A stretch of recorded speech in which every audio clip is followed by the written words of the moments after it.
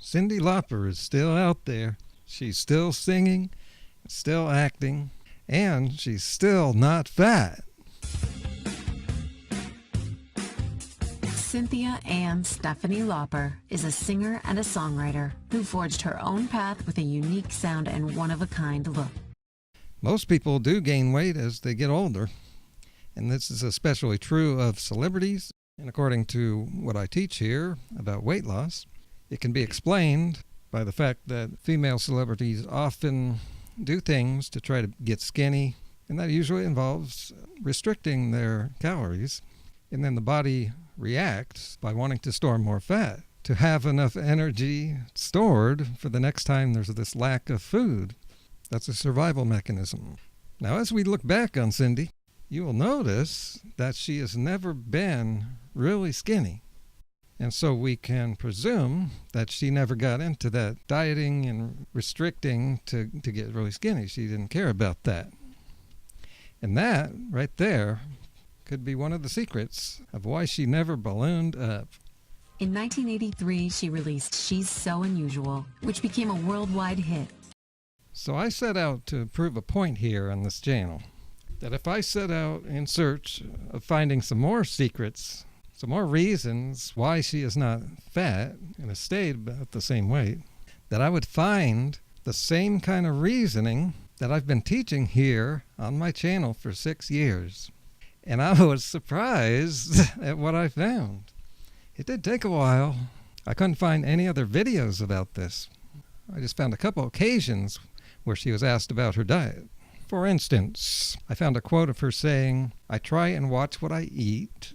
Now right there, those are the words of someone who cares about their health, which means she probably eats some healthy foods or things that I consider healthy, such as fruits and vegetables. Now some people say that you can overdo fruit, but I disagree, and I am correct. She goes on to say, "I exercise frequently, a combination of ballet, light weights, and yoga." Again, what I see there and what I want you to get out of it is that she's focused on her health.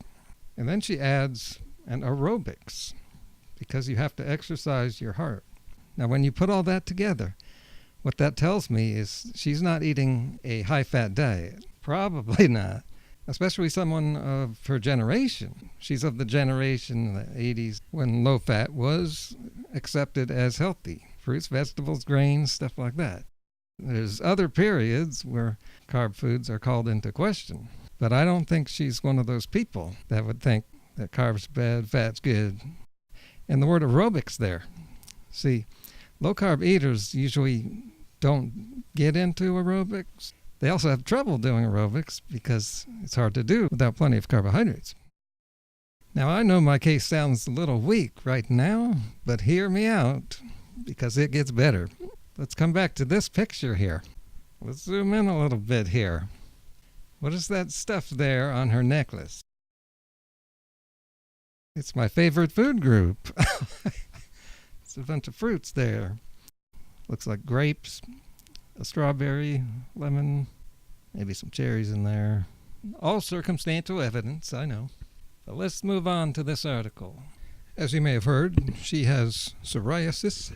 Okay, here, Cyndi, you look as energized as ever. What's your eating plan? Remember, this is just in recent years here. She says, "I used to eat what I wanted," which again shows you that she wasn't restricting her diet. Of course, it's not good to eat whatever you want because she's probably eating a lot of crap, but it fits in here with my line of reasoning that she wasn't restricting. "I used to eat what I wanted, but as my psoriasis got worse, I knew I couldn't have spicy or fatty foods." There you go. Now see, I didn't know that about psoriasis. So right there, we can surmise that not only was she not eating junk food, but also not eating a lot of meat, bacon, eggs, full-fat dairy, milk. And those foods, I consider them to be unhealthy, despite what Atkins says. Low-carb diets always need to also be low-calorie, eating less calories than you burn. And I don't believe in that. It's not as simple as calories. I believe that the body stores fat if it thinks it needs it or some kind of health imbalance. And I believe those high-fat foods cause a health imbalance, which is one reason why low carbers almost always gain the weight back. She goes on to mention alcohol, which is a refined carbohydrate. That's totally different from whole foods like fruit. And she mentions gluten. Yeah, that can be a problem for some people. I'm trying to quit sugar too. Now again, right there, what I get out of that is that she eats sugar and probably always has. Yet, she does not put on weight. Yet she has the energy to keep going with her career in her mid-60s. Then check this out, this last sentence. There's one little word in there that caught my attention because of my experience. When I eat salad or something raw, I just feel better. I have noticed that too, because I am a raw food enthusiast, and I happen to be an expert in raw foodism, many years of study. So at this point, I hadn't found anything really special here. But then I found something on her that was really big and unusual. Cyndi Lauper's favorite meal is juice. That's a big headline there. That's unusual. Age, timeless. I'm going to scroll down here, and I found someone asking, what's the best meal you've eaten in New York? And she said, too many to compare. I do love the juices from Organic Avenue. And then she says something that I end up saying something similar to that, which I know you're going to say isn't a meal, but sometimes it is.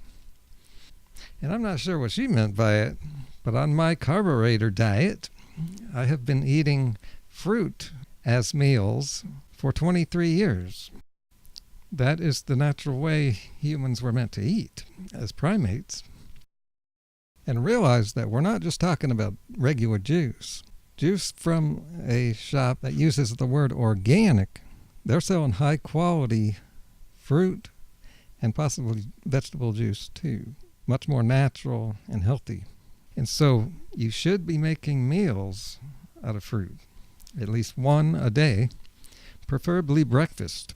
That is the way to eat fruit right, by itself. A lot of people mix it, do it wrong, and that creates problems. So one thing we've learned here is that carbs do not make you fat. What makes you fat is being unhealthy and having some kind of lack of nutrients or calories. Now, if you want to lose weight, I also recommend a high-carb, low-fat diet because, number one, it is healthy. It's going to give you the nutrients you need, and it's not as burdensome as a high-fat, high-protein diet. And with those diets, you lose weight when you lose your appetite, but you're always going to gain it back, and you'll remain in fat storage mode. Now, at this point, some people will be saying, well, this doesn't really mean she eats a lot of fruit, like I do. I now refer you back to the fruit necklace picture.